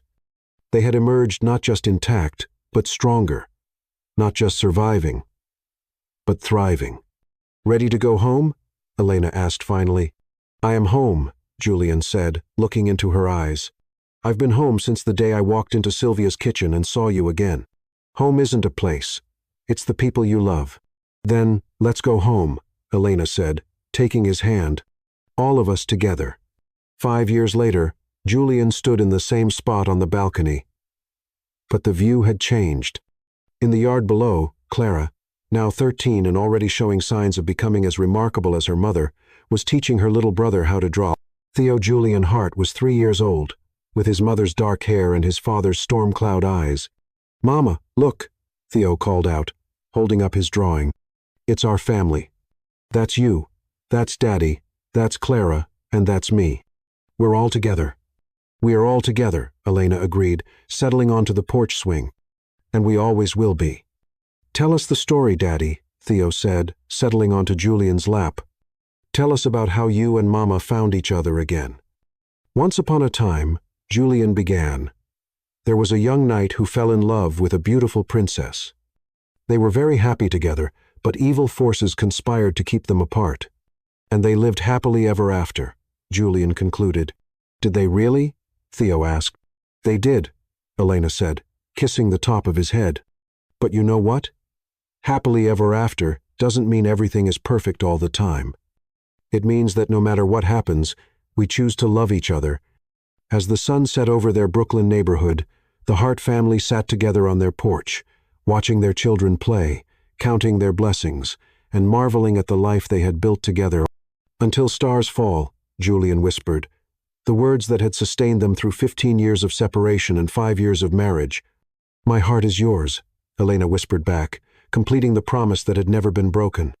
Their love story had become legend. The billionaire and the waitress, the college sweethearts who found each other again after 15 years. The family that proved love really could conquer all. I love you, Julian said, as he had said every night for 5 years. I love you too, Elena replied, as she had replied every night for 5 years. And under the same stars that had witnessed their first promise 20 years before, Julian and Elena Hart closed their eyes and drifted off to sleep, secure in the knowledge that their love story was far from over. Forever had officially begun, and it was more beautiful than they had ever dared to dream.